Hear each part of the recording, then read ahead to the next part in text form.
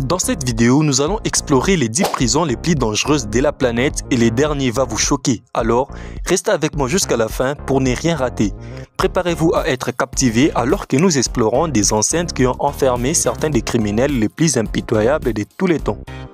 De la Russie aux États-Unis, du Brésil à l'Afrique, nous allons nous aventurer dans des prisons légendaires où règnent violence, corruption et des conditions de détention effrayables. Si t'es pas abonné à la chaîne, je t'ai prie de le faire. Like la vidéo en même temps pour le référencement de la chaîne, merci. Et c'est parti pour une plongée terrifiante dans l'univers carcéral.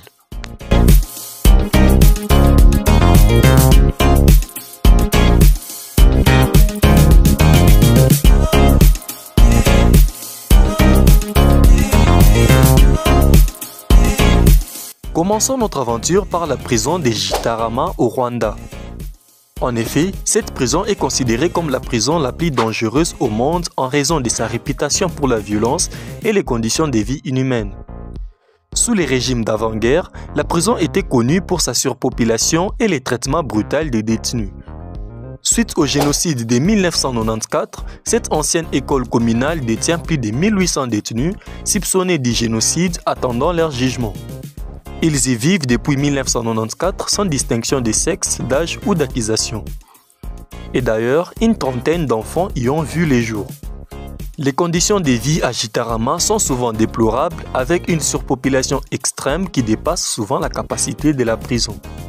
Cela entraîne des cellules surpeuplées où les détenus doivent s'entasser dans des espaces restreints sans accès adéquat à l'eau potable, à l'hygiène et à des installations sanitaires adéquates. L'accès aux soins médicaux est également limité, ce qui peut entraîner la propagation des maladies et des conséquences graves pour la santé des prisonniers. Et la violence est une caractéristique fréquente de la vie en prison de Gitarama. Les rapports de brutalités policières, de tortures et d'abus sexuels ont été largement documentés. Les détenus sont souvent victimes de traitements inhumains, de mauvais traitements physiques et psychologiques.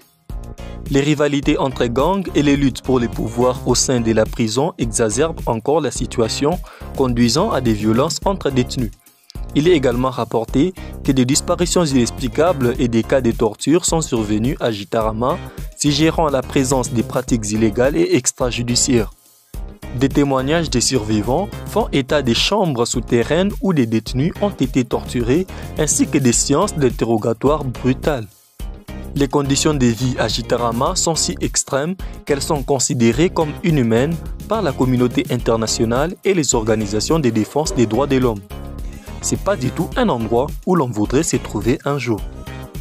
Direction l'Europe, précisément en Russie, à la découverte de la prison de l'île de Patak, également connue sous le nom de la colonie pénitentiaire numéro 6, située en Russie, sur une île de la mer Blanche près de la côte nord-ouest du pays. Elle est considérée comme l'une des prisons les plus dangereuses et les plus notoires de la Russie. Cette prison a une histoire riche et complexe. Elle a été fondée en 1937 et a été utilisée par les régimes soviétiques comme camp de travail forcé pour les prisonniers politiques et les dissidents. L'île de Patak a été choisie ainsi pour sa position isolée, ce qui rendait difficile l'évasion des prisonniers. Au fil des décennies, la prison de l'île de Patak a été le théâtre de nombreuses violations des droits de l'homme. Les prisonniers étaient soumis à des conditions de vie inhumaines et étaient souvent victimes de tortures physiques et psychologiques. Des milliers de détenus sont morts sur l'île en raison des mauvais traitements, des maladies et des travaux forcés puissants. La prison de l'île de Patak continue d'être considérée comme dangereuse de nos jours en raison de la violence qui y règne. Elle abrite certains des criminels les plus violents et les plus dangereux de la Russie, notamment des meurtriers, des violeurs et des membres des gangs organisés. Les gardiens des prisons doivent faire face quotidiennement à des situations violentes et à des émeutes, ce qui met leur vie en danger. En raison de son isolement géographique, il est difficile pour les autorités de surveiller efficacement la prison de l'île de Patak. Les évasions ne sont pas fréquentes, mais lorsqu'elles se produisent, elles sont souvent médiatisées en raison de la notoriété de la prison. Les tentatives d'évasion sont souvent risquées et désespérées car il faut affronter les eaux froides et infestées des requins entourant l'île. Direction en Asie de l'Est à la découverte du camp 22 en Corée du Nord. Les camps des prisonniers numéro 22 en Corée du Nord, également connus sous le nom des camps numéro 22 ou Kwaneliso numéro 22, est connu pour être l'un des camps de travail et de détention les plus notoires du pays. Situé dans la province de Hamgyong du Nord, ce camp est réputé pour sa taille massive et ses conditions de vie inhumaines qu'il impose à ses détenus. Le camp numéro 22 est conçu pour détenir principalement des prisonniers politiques, ceux qui sont considérés comme des dissidents politiques ou comme une menace pour les régimes en place. Bien que les informations sur les camps soient limitées en raison du secret entourant le système carcéral nord-coréen, des témoignages d'anciens détenus ont révélé des détails horribles sur les atrocités commises à l'intérieur de cette prison. D'après les rapports des témoins oculaires, les prisonniers devaient travailler de 5 h du matin à 8 h du soir, puis faire leur autocritique et apprendre par cœur la propagande. En cas de manquement aux règles ou de travail non fait, ils étaient frappés et torturés.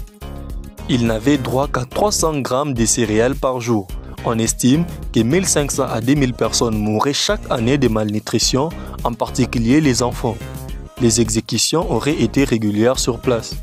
On estime que le camp des prisonniers numéro 22 couvre une superficie de plus de 225 km², ce qui en fait l'un des plus grands camps de ce type au monde. Les prisonniers sont soumis à des conditions de vie extrêmement difficiles, comprenant des travaux forcés, des mauvais traitements, des tortures et des exécutions sommaires. Les familles des prisonniers politiques sont souvent détenues en même temps, créant ainsi un cercle vicieux de persécutions. Le but du camp numéro 22 est de briser physiquement, mentalement et émotionnellement les détenus, afin de les faire plier devant les régimes et de les empêcher de s'opposer au pouvoir en place de Kim Jong-un. Les privations, la faim, les maladies et les mauvais traitements infligés aux prisonniers sont utilisés comme des outils de contrôle et de manipulation. Il est important de souligner que les régimes nord-coréens nient l'existence de tels camps de prisonniers ou minimisent les allégations concernant les violations des droits de l'homme.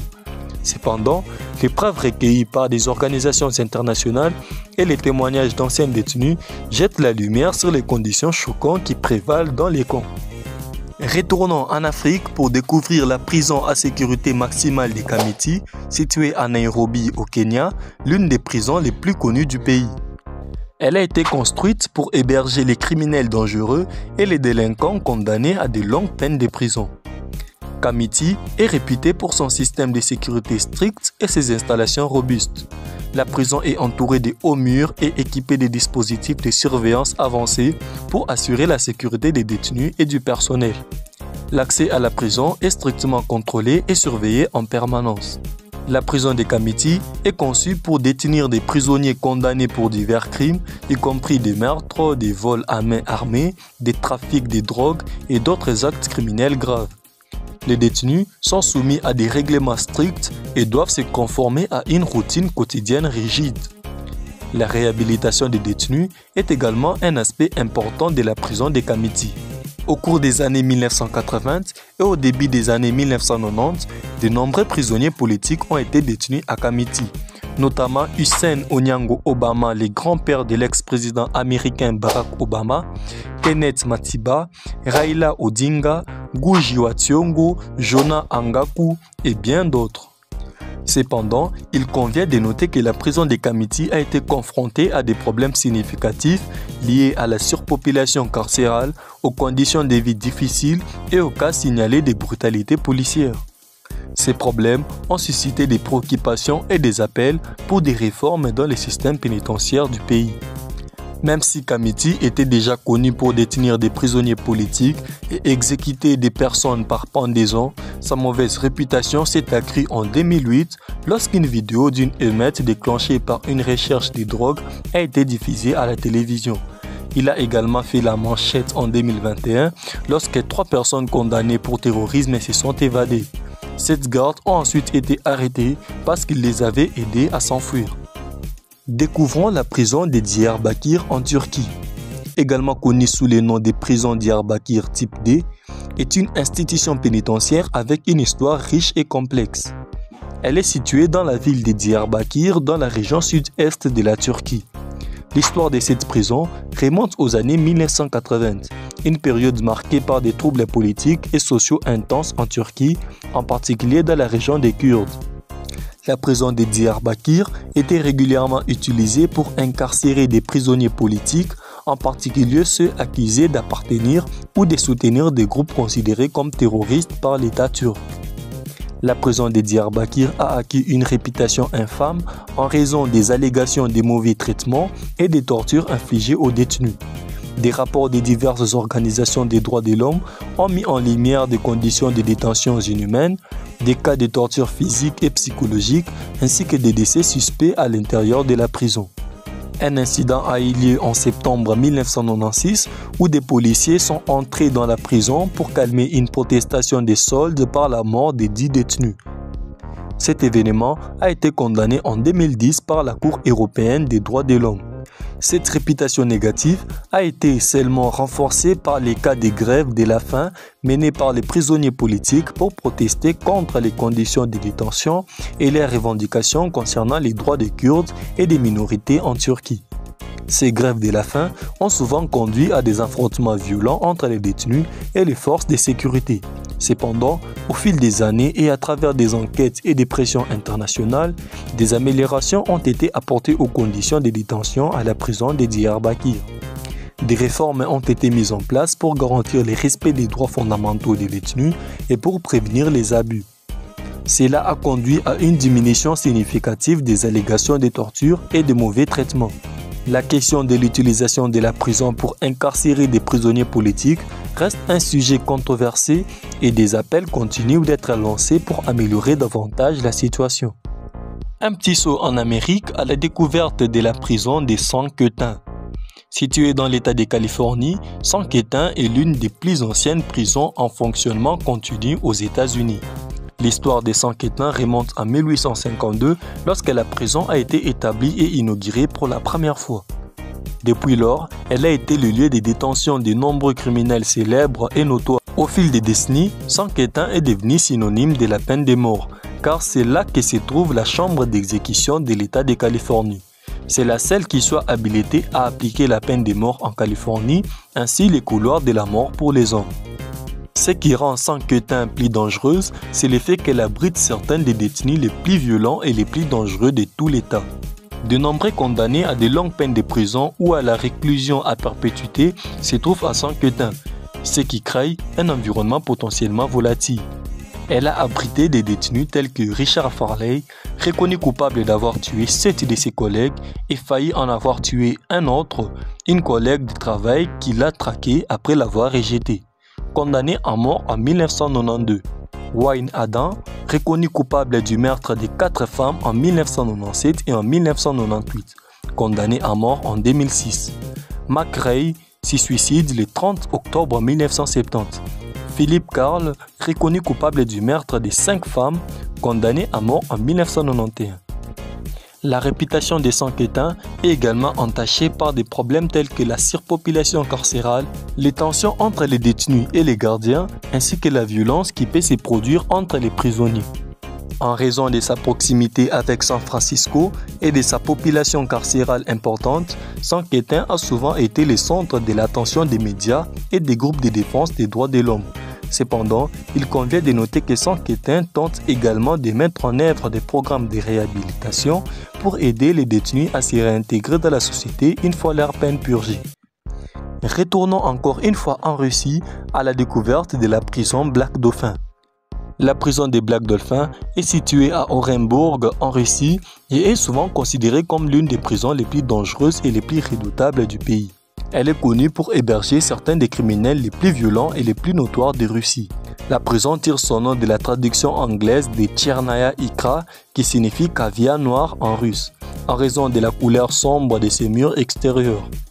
L'histoire de la prison des Black Dauphin remonte en 1878 lorsqu'elle a été construite comme une forteresse pour garder en détention des prisonniers politiques.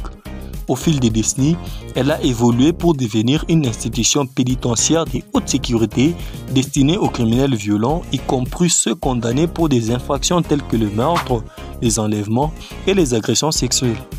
De nombreux prisonniers de la prison des Black Dauphin ont été condamnés à de longues peines d'emprisonnement, voire à la réclusion à perpétuité.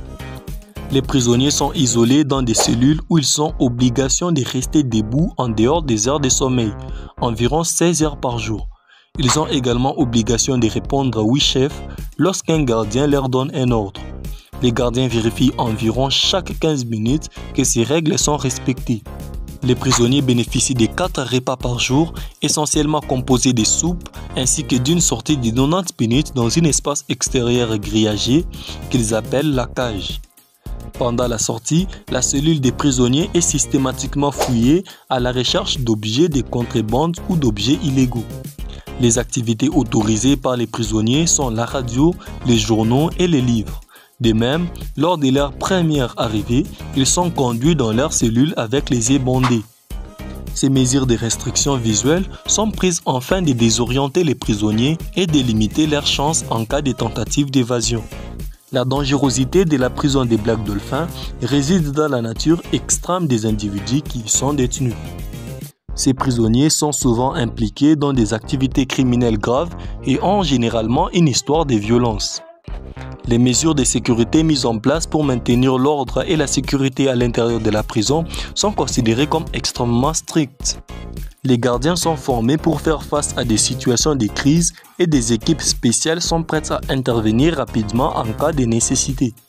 La réputation de la prison Black Dolphin n'est pas seulement due à sa dangerosité, mais aussi à ses conditions de détention strictes. Cependant, il convient de noter que certaines informations sur la prison des Black Dolphins peuvent provenir de sources médiatiques ou de rumeurs et doivent donc être prises avec précaution. Le gouvernement russe a généralement limité l'accès des médias et des organisations de défense des droits de l'homme à cette prison, ce qui rend difficile la vérification de certains détails spécifiques. Direction la France à la découverte de la prison de la Santé. La maison d'arrêt de la Santé est une prison située dans le 14e arrondissement de Paris en France. Elle a une histoire riche qui remonte à sa fondation en 1867. À l'origine, elle était destinée à être une prison modèle construite selon les concepts du panoptique de Jérémy Bentham qui a ensuite été utilisé dans d'autres établissements pénitentiaires à travers le monde. Au fil des décennies, la prison de la Santé a acquis une réputation de dangerosité en raison de la présence d'une population carcérale, souvent constituée de détenus considérés comme violents ou dangereux. De nombreux détenus y sont incarcérés pour des crimes graves tels que des meurtres, des agressions sexuelles et des vols avec violence. La prison de la Santé a également été le théâtre de plusieurs incidents notables au cours de son histoire. Par exemple, en 1990, elle a été le site d'une prise d'otages sanglante connue sous le nom de prise d'otages de la Santé, où 3 gardiens ont été tués par des détenus rebelles. Ce qui concerne sa réputation, la prison de la Santé est souvent considérée comme l'une des prisons les plus dures et les plus sécurisées en France. De nombreux détenus et membres du personnel pénitentiaire témoignent de la réalité des conditions de détention difficiles et de la violence qui peut régner à l'intérieur. Cependant, des efforts sont constamment déployés pour améliorer les conditions et la sécurité au sein de l'établissement. Étant donné que les détenus ne peuvent se doucher que 2 fois par semaine et que leurs cellules n'ont pas assez d'air, il n'est pas surprenant qu'ils tombent malades à cause des conditions de vie insensées. En 1999, un peu plus de 100 personnes de la Santé se sont suicidées. Retournons en Amérique, aux États-Unis, à la découverte du pénitencier des États-Unis Administrative Maximum Facility (ADX).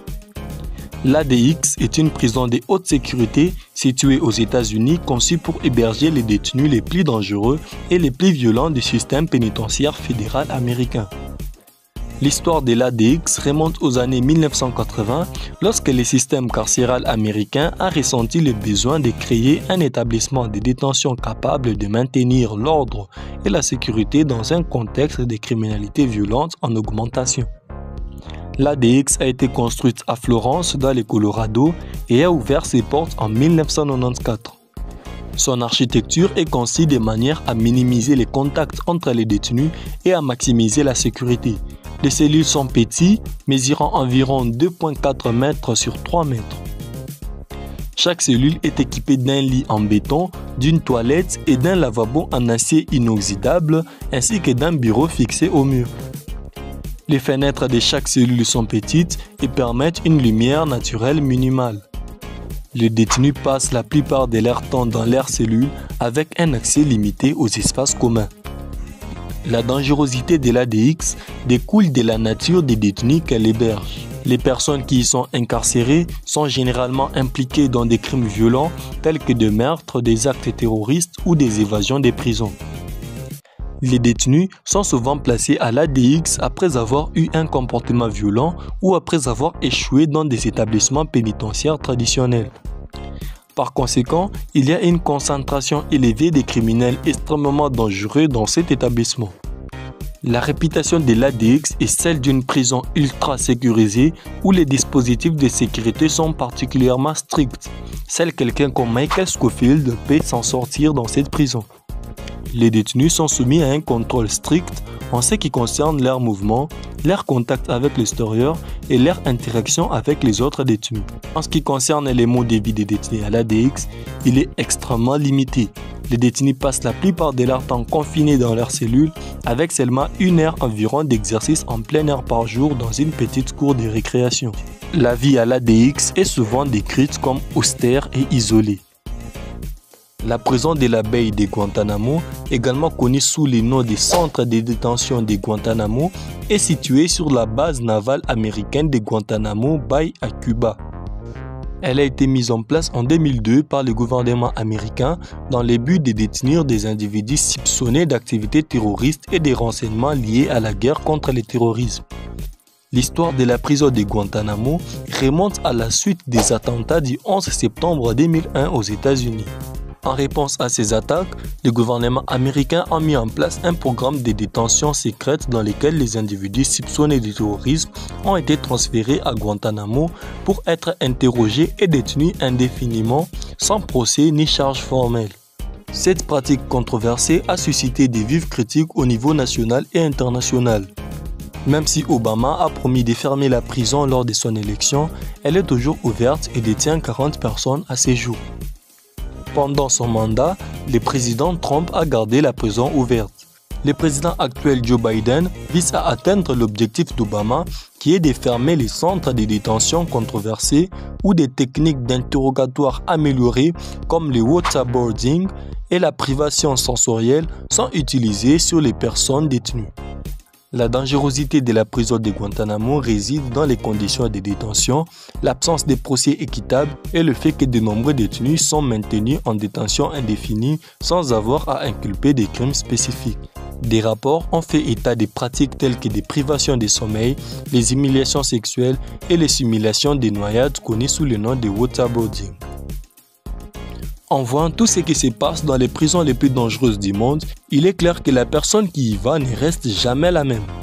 Ce sera certainement une bonne idée de rester aussi respectueux des lois que possible pour éviter de se trouver dans l'une de ces prisons infernales. Il est important de prendre conscience de la réalité brutale qui existe derrière les barreaux. Nous avons traversé des situations des plus effrayantes et découvert les établissements connus pour leur caractère impitoyable. Cependant, il est également essentiel de rappeler que la légalité et la sécurité sont des valeurs auxquelles nous devons tous aspirer. Ces prisons, malgré leur présence sinistre, constituent une preuve tangible des conséquences de la délinquance, de la nécessité de respecter les lois et de la force du système juridique. Laquelle de ces prisons vous a le plus effrayé? Dites-le en commentaire. Je vous invite à aller suivre ma vidéo précédente sur les 10 endroits dangereux interdits d'accès au monde. Pour rester à jour avec nos futures vidéos captivantes, abonnez-vous à notre chaîne dès maintenant. En cliquant sur les boutons d'abonnement, vous faites partie d'une famille qui s'engage à nourrir votre esprit et à vous inspirer chaque fois que vous appuyez sur Play. Merci infiniment de votre soutien et de votre intérêt continu pour notre chaîne. Nous sommes impatients de vous retrouver dans nos prochains épisodes pour ensemble repousser les limites de la connaissance et l'exploration.